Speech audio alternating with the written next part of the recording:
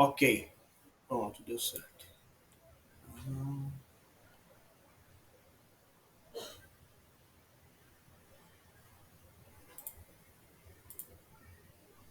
Estão vendo essa tela aí da flor aí? Ok. Então, Pai do Senhor, estamos iniciando aqui esse treinamento de casais.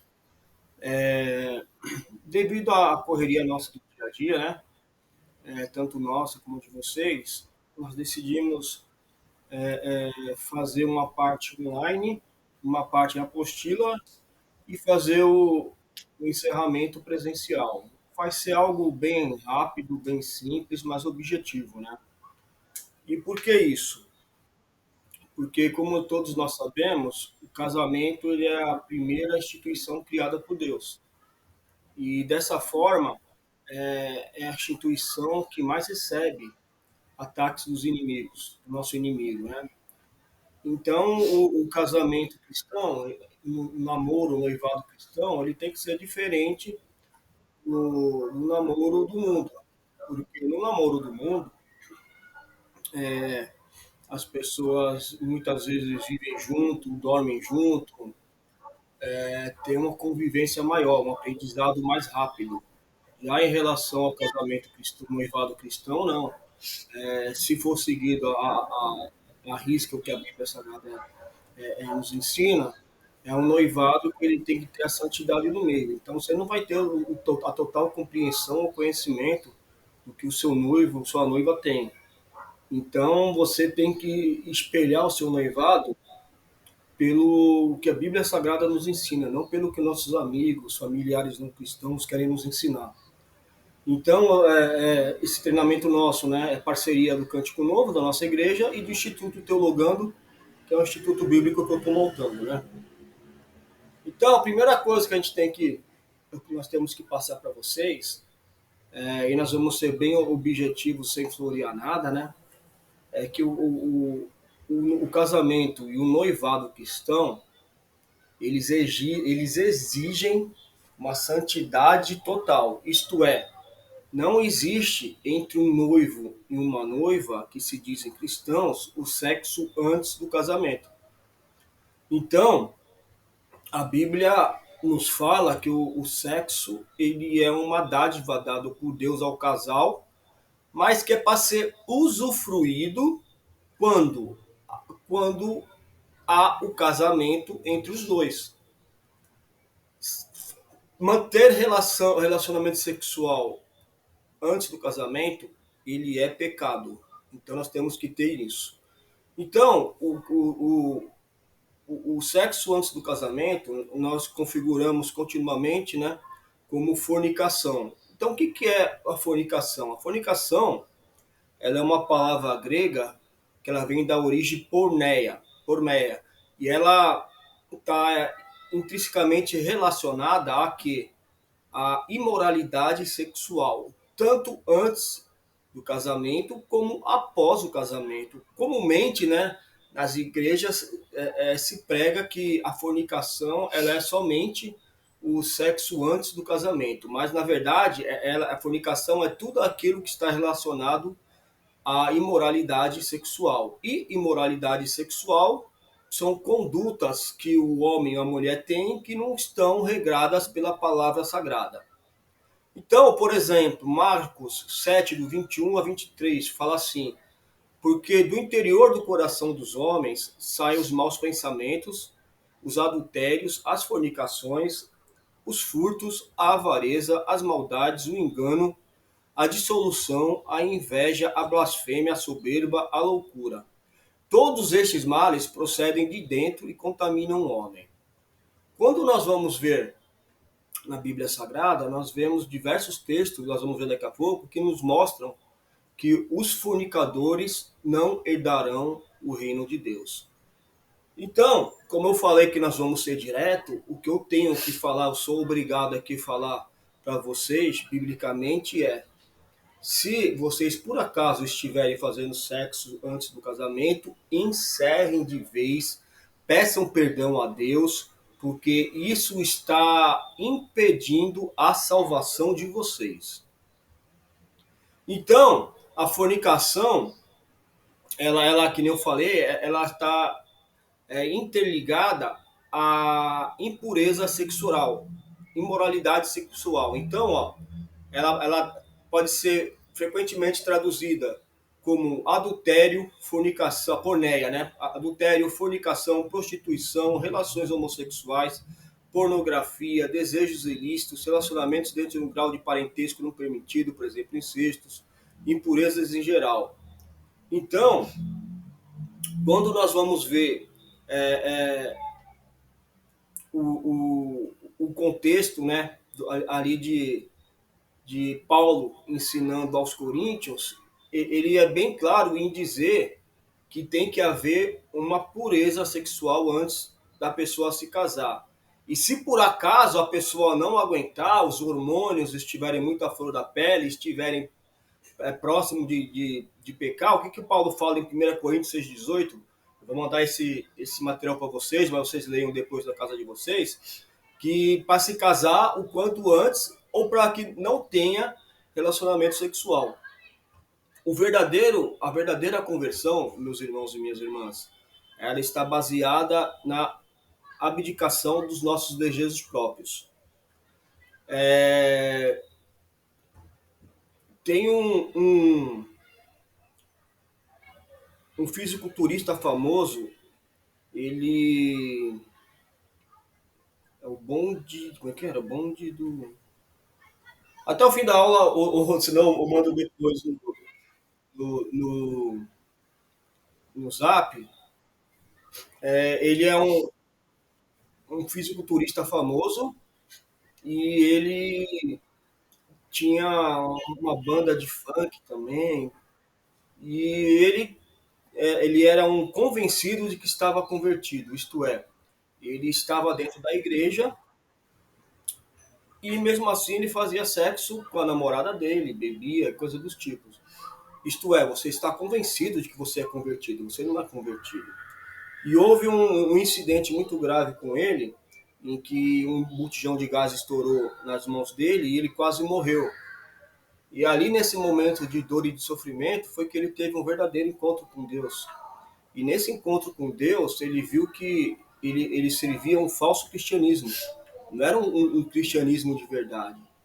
Então, nesse momento, verdadeiramente, nesse momento, ele se converteu e ele entrou em consenso com a namorada dele de que eles não teriam mais relação sexual. Olha só.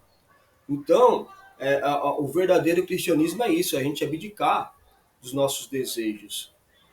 Eu sei que vocês são novos, né? Estão na flor ali da idade, estão na flor da explosão hormonal, mas a explosão hormonal ela não pode falar mais alto do que a consciência que o Espírito Santo implanta na mente de vocês para que vocês não pequem. E se por acaso vocês em algum momento da noivado pecaram, 1 João 1,9 fala que você deve pedir perdão a Deus e parar de pecar. Quando nós vamos analisar o, o casamento, nós vemos que é uma instituição que ela foi gerada por Deus e foi uma instituição em que Deus separou um homem e uma mulher para serem a base da sociedade que ele haveria de montar. Nós vemos isso em Gênesis capítulo 2, versículo 24 e 25, que fala assim: por essa razão, o homem deixará pai e mãe e se unirá à sua mulher, e eles se tornarão uma só carne. O homem e sua mulher viviam nus e não sentiam vergonha, isto é, mesmo sendo um casal, mesmo tendo um relacionamento, o relacionamento entre eles era um relacionamento de santidade.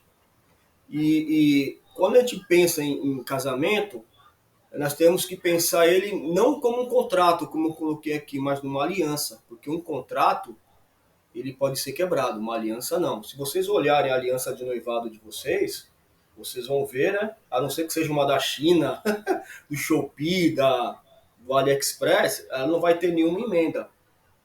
Então a aliança simboliza o que? Algo inquebrável. O contrato ele pode ser quebrado, né? Mas para a gente exemplificar de uma maneira mais fácil, nós colocamos aqui como um contrato.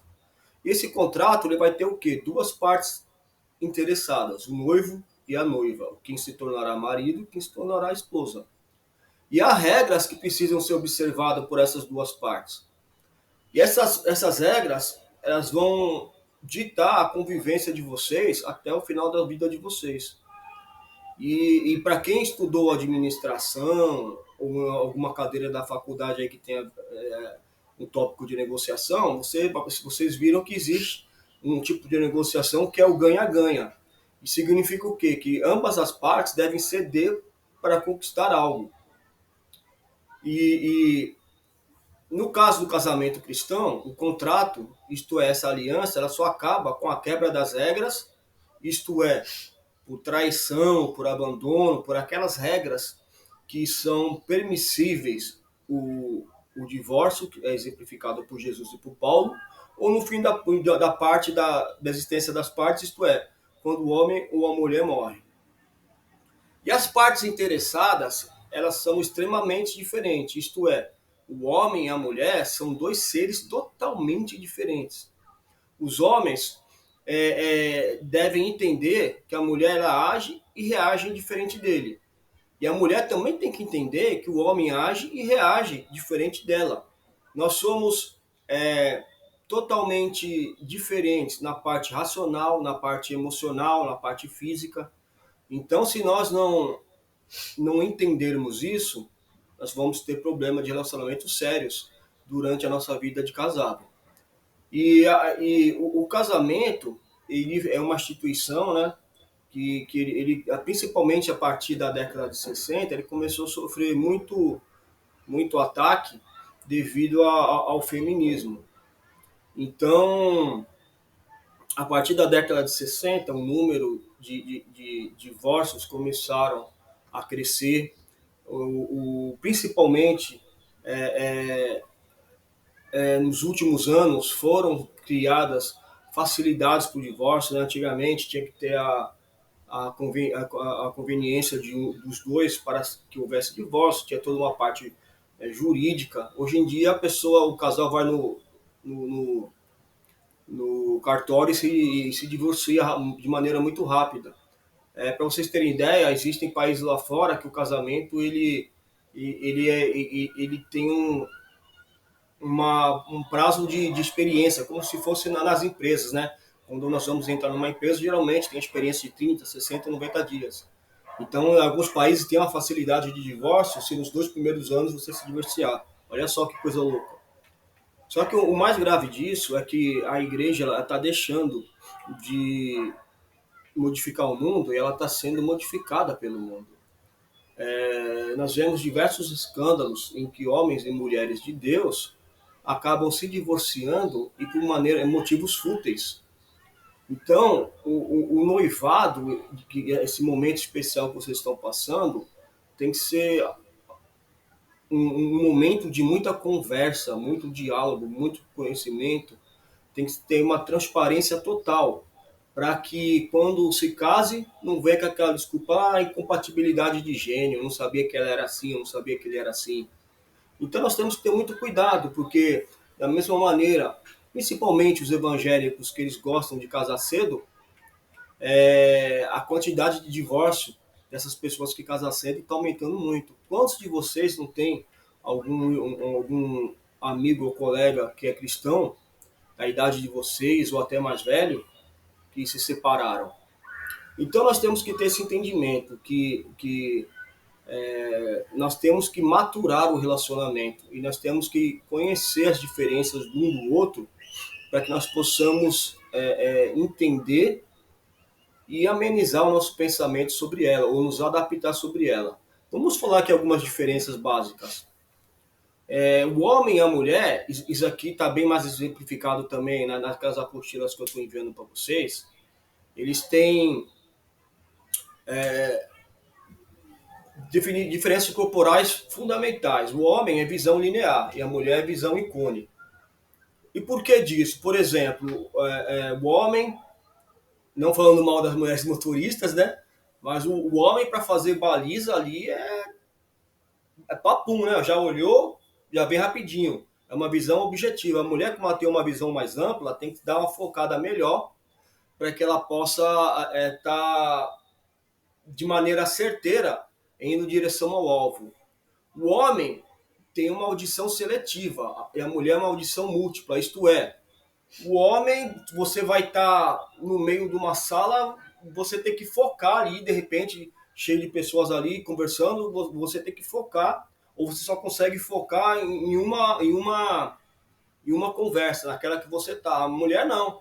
A mulher ela já consegue conversar contigo e está escutando três conversas ao redor. E ela se lembra tudo disso.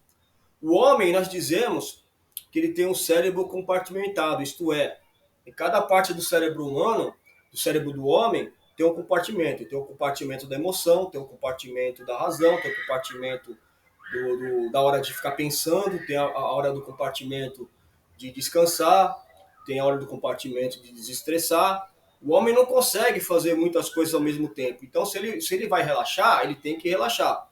Se ele quer executar uma atividade, ele tem que executar aquela atividade. Ele não consegue fazer muitas coisas ao mesmo tempo. Já a mulher, nós vemos que a mulher, por exemplo, trabalhou o dia inteiro, chegou em casa, ao mesmo tempo está fazendo a comida, está limpando o fogão, está fazendo a sobremesa, está alimentando a criança. Se o homem for tentar fazer isso, quando a mulher chegar em casa, vai estar tudo quebrado, tudo bagunçado. Eu como homem e os irmãos também, nós temos que ser sinceros em dizer que nós temos problemas em focar em mais de uma coisa ao mesmo tempo. Definição corporal do homem. O homem ele é mais muscular, ele é mais dado a usar o seu corpo, o seu porte para poder se virar no dia a dia. Então, o homem é tudo, eu faço, eu vou. A mulher não, a mulher já é regida pelos hormônios. Então, a mulher ela é afetada no corpo também pelos hormônios, principalmente naqueles dias tenebrosos que a mulher fica durante o mês, né? Nós temos que ter bastante cuidado com isso.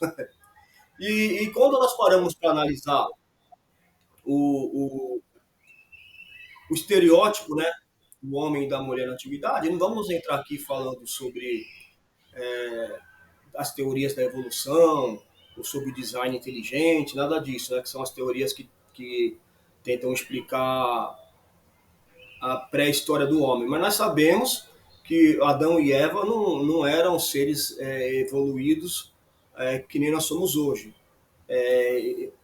Existe um design inteligente e algumas igrejas tradicionais, alguns teólogos tradicionais falam que Adão e Eva eles eram por não ter o conhecimento do mundo, por viverem no jardim do Éden, né? Eles, embora sendo perfeito em corpo, alma e espírito, eles eram pessoas mais próximas ao Neandertal do que verdadeiramente ao Homo sapiens que nós estamos hoje. Não falando em teoria da evolução, mas para a gente poder situar que o homem ele é feito para caça e segurança e a mulher para procriação, isto é. E nós vemos essa questão aí da evolução do pensamento e do uso da razão do homem, que a Bíblia fala ali em Gênesis 3 ou 4, se não me engano, que Cabal foi o primeiro homem a morar em uma cabana. Então, até Cabal montar a primeira cabana, todos os seres humanos, Adão, Eva, seus descendentes, moravam o quê? Ao relento. Então, dessa maneira, a sociedade ela foi formada como o homem sendo feito para casar, para caçar, trazer segurança para a família e a mulher para tomar conta da prole, né? E isso gerou ao longo de todo o tempo, né, de toda a sociedade, diferenças psicológicas também, né? Nós somos seres tricotômicos, corpo, alma e espírito, e nós somos diferentes dessas três maneiras do homem e da mulher. Por exemplo, o homem ele quer satisfação momentânea, a mulher quer compromisso e romance. O homem, ele é lógico, racional. Ele gosta de parar, tá com problema, ele gosta de parar. Então, parar, pensar, analisar a situação até que ele consiga achar uma solução. A mulher já é emotiva. Ela pode ficar triste, pode chorar. os homens são facilmente distraídos, a mulher já é hiperatenta. Às vezes, nós já ouvimos em algumas palestras de casais, né, que um homem e a mulher foram no casamento, um homem e a mulher cristão, foram no casamento, né, e a mulher perguntou para ele, tu viu a Josefina? Estou citando assim o nome, né? A Josefina lá, que roupa que ela tava? Não, não vi não. O homem estava focado o quê? Ali no seu derredor. Ela assim, ela estava do lado da Maria Antônia, que a Maria Antônia estava com vestido verde, com meia calça, um sapato dourado, a Josefina estava com um vestido vermelho, com pérola, um brinco. Então a mulher ela consegue entrar no ambiente e fazer aquilo que nós chamamos de um retrato, né? Olhar, identificar tudo. O homem não. Se nós chegarmos aqui para ver televisão, nós vamos ver a televisão, a mulher já chega olhando tudo. O homem, ele já tem um discurso mais direto, né? Por ser um ser lógico racional, ele tem um discurso mais direto. A mulher não, a mulher muitas vezes, né, por ser hormonal, por ser emotiva, ela pesa mais as palavras ao falar. O homem, ele não retém mágoas facilmente. A mulher, irmão, não fala, irmãs, não briga comigo, nem a Patrícia briga comigo também não, mas quando vocês tiverem 30 anos de casado, primeira briguinha que vocês tiverem no mês, ela vai se lembrar de algo que tu falou quando vocês estavam noivo. Pode crer que é assim que funciona. Precisa de 30 anos para lembrar? Não, só dando um exemplo, né? Vão estar 30 anos de casada, ela vai lembrar, numa briga, ela vai lembrar de algo que tu fez para ela quando vocês eram noivos. Mulher não esquece, não tem jeito.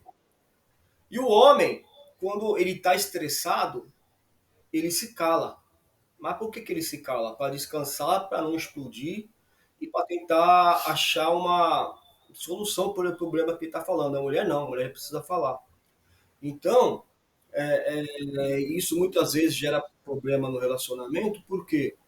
Porque o homem muitas vezes chega cansado em casa, estressado, não quer ouvir a mulher, porque a mulher quer desestressar falando com ele, ou a mulher, ela não quer deixar o homem dar aqueles 5 minutos de pausa ali para ele poder relaxar, para poder ele descansar e ela vir conversar com ele. Então tem que ter a maturidade entre os dois, desde já que vocês são noivos, para vocês começarem a compreender como é o seu noivo, sua noiva alegre, como é o seu noivo, sua noiva estressada, como é que ele se estressa. Porque se um dos dois não ceder no momento de estresse, isso pode gerar o quê? Pode gerar brechas, e são brechas que o inimigo usa para destruir o casamento. Diferenças espirituais. Um homem, por exemplo, quando ele vai, um casal ele vai para a igreja pela primeira vez, ou ele vai procurar uma nova igreja, a primeira coisa que ele analisa é a igreja. Ele vai olhar a estrutura, ele vai olhar como é que é feita a pregação, ele vai olhar se a pregação é bíblica. A esposa, ela já vai olhar o quê? Ela vê isso também, mas ela vai olhar como é o comportamento das pessoas, se são receptivos, se não são, se ela vê as pessoas sufocando. O homem, mesmo espiritualmente, ele é mais guiado pela razão. Ele tem um instinto de questionar, isto ele ouvir e parar para analisar se realmente é isso ou não. A mulher, ela já é guiada pela emoção, nisso também a mulher tem mais facilidade em acreditar naquilo que é ensinado ou pregado. O homem, ele é mais difícil de conquistar. Quando diz isso, não é conquista de relacionamento amoroso, é conquista de amizade. Você ser colega é fácil, você ser amigo é difícil. E a mulher não, a mulher é mais fácil de conquistar. Por exemplo, vamos numa fila do banco. Se for um homem, tá na fila do banco, tem um homem na frente e um atrás, aí alguém quiser puxar papo, vai falar assim, nossa, que calor, né? Aí o da frente vai falar assim, tá muito calor. Aí o outro de trás, é mesmo. Morreu a conversa. Se for mulher, uma na frente e uma atrás, aí uma já vai falar assim, nossa, que calor, né? A outra, realmente, no calor, você viu como é que tá aquela novela de ontem, não sei o que lá? Então elas começam a conversar, as três, sobre os mais diversos assuntos, e quando acaba a conversa, elas ainda pegam o zap uma da outra para continuar a conversa depois.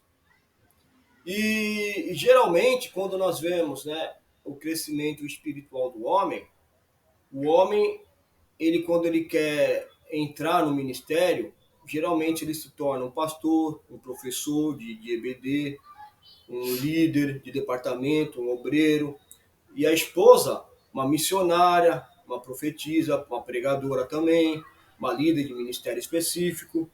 Então, o homem, tanto o homem como a mulher, de maneira espiritual, eles também são diferentes. Embora sejam guiados pelo mesmo Espírito, pelo Espírito Santo, eles, por serem seres totalmente diferentes em corpo, alma e espírito, eles também lidam de maneira diferente com a convivência dentro da igreja. Então, até nisso, o marido e a mulher, eles têm que estar atentos um em relação ao outro, para que fique em observação caso um dos cônjuges comecem a o quê? A perder o fervor espiritual, isto é, o homem começa a esfriar, a mulher tem que estar ali forte para poder segurar ele. Não, vem cá, levanta, vamos voltar ao primeiro amor. E mesma coisa a mulher começa a esfriar, o homem vê, opa, pô, não é assim não, vamos voltar ao primeiro amor, vamos orar, vamos ler Bíblia. Porque se um esfriar e o outro esfriar, desviou, não tem jeito. Aí nós paramos para pensar, quando nós paramos para pensar em casamento, em noivado, principalmente em noivado, né? Um dos noivados ali que nós vemos que não teve problema na Bíblia é de Isaac e de Rebeca.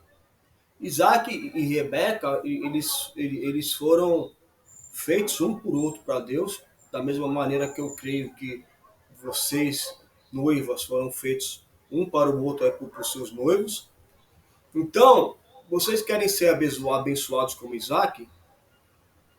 Querem serem abençoadas como Rebeca? Sejam sábios. Não discutam, não briguem, não esconda nada, segredos devem ficar fora do casamento. Esqueça o passado. Vocês agora que estão planejando o casamento, tenham planos, escrevam os planos, aprendam a compartilhar seus planos. Muitas vezes, o plano de vocês, de um, pode não estar em concordância com o outro. Por exemplo, vamos supor que o irmão ele quer acabar a faculdade e quer ter filho. E a noiva, ela quer acabar a faculdade, quer seguir a carreira e quer ter filho daqui a 7, 8 anos. Isso vai ser um entrave entre vocês? Não vai. Vocês têm que pegar. Isso é planejamento familiar. Vocês têm que sentar junto e se programar e entrar em consenso sobre isso. Para encerrar a aula de hoje, nós vamos fazer mais 2 aulas dessas daqui e uma presencial, tá? Então, leiam na casa de vocês Mateus 19, 6. Reserve um espaço para cada um de vocês, isto é, o noivo, embora ele queira estar junto e próximo da noiva, ele tem que ter um espaço próprio de desenvolvimento, mesma coisa a noiva.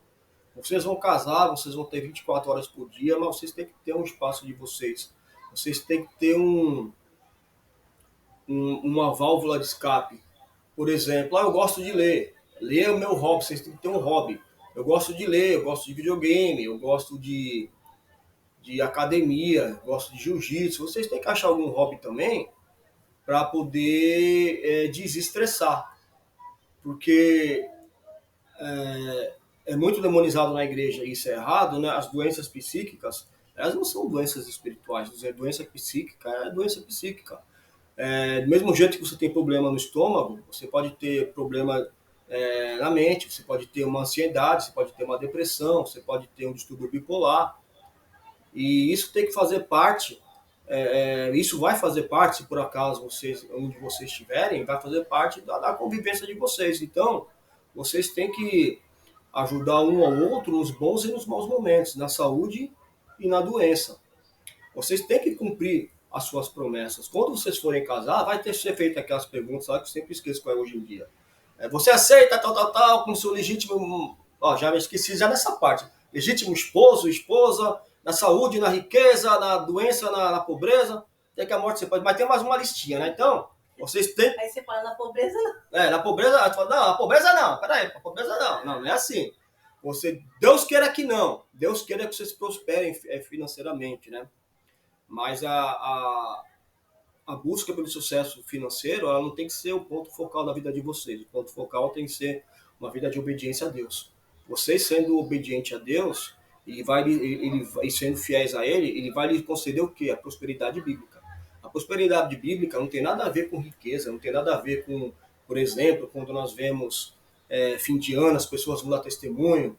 De 30 testemunhos, vai ter 2 falando de salvação e os outros 28 falando que trocou carro, trocou casa, que ganhou emprego. E isso não é prosperidade bíblica. Prosperidade bíblica é você viver bem, nada te faltar, você ter saúde, você ter o pensamento quando você for deitar à noite na cama, colocar a cabeça no casamento.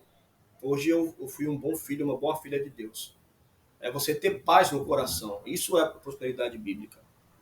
E, acima de tudo, né, vocês cortarem o cordão umbilical com seu pai e com sua mãe. O seu pai e sua mãe serão seu pai e sua mãe pro resto da vida. Mas muitas pessoas têm um casamento comprometido por quê? Porque não cortam o cordão umbilical.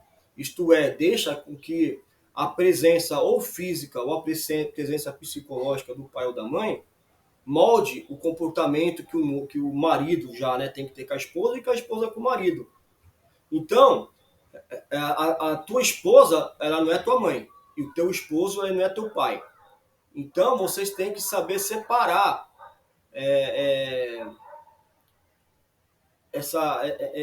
esse relacionamento de vocês, que agora formaram uma nova família, da sua parentela. A partir enquanto vocês são noivos, cada um mora com seus pais, ali é a sua família. Quando vocês casam, a família serão vocês e seus filhos. Não deixa de ser família, mas se torna parentela. Isto é, o núcleo fundamental da vida de vocês é o marido, a esposa e os filhos. Continua, lógico, o resto da vida é importante, o pai, mãe, irmãos, irmãs. Mas você não pode deixar que a influência deles molde o casamento de vocês. E o último slide para hoje. O que esperar no casamento? A mulher casa com o homem esperando que ele mude. E ele não muda. E o homem casa com a mulher esperando que ela não mude e ela muda. Isto é, a esposa, a noiva, quando ela está conhecendo o noivo, ela vai conhecer os pontos positivos e os negativos dele. Então, quando casa, ela espera, não, agora eu vou conseguir mudar ele vai ser 100% positivo naquilo que eu quero. Não vai conseguir. Você pode conseguir moldar com sabedoria o teu marido em poucas coisas. Você não vai mudar ele completamente. E o homem, quando casa, ele quer o quê? Não. A minha esposa aqui é lindinha, toda hora que eu vejo ela é lindinha, ela é amorosa, eu não quero que ela mude. E não tem jeito, irmãos. A não ser que vocês mantenham uma dieta perfeita e uma academia pro restante da vida, o corpo do homem e da mulher vai mudar. Eu e a Patrícia aqui, ó, não vou falar dela não, porque não se fala de aparência de mulher, só elogia, viu? Tá lindona. Mas eu... Morre, né? A gente morre. Eu tinha vários gominhos. Hoje eu tenho um gomo só, que é a barriga. Não tem jeito, ela tem que me aturar barrigudinho. Às vezes ela fala que eu tô gordo, tudinho, eu rolo ela fala que eu vou pra academia, mas eu nunca vou. Mas então, nós temos que ter o quê? Nesse momento que vocês estão passando de conhecimento, é vocês terem a sinceridade de abrir o coração de vocês um para o outro. Vocês falarem o que vocês não gostam, vocês falarem daquilo que vocês gostam, para que quando haja um matrimônio, vocês comecem a viver 24 horas por dia, não venha com aquela conversa que muitos têm, eu não sabia que ele era assim, eu não sabia que ele era assim. Então vocês, sendo cristãos, vocês, acima de tudo, vocês são alvo.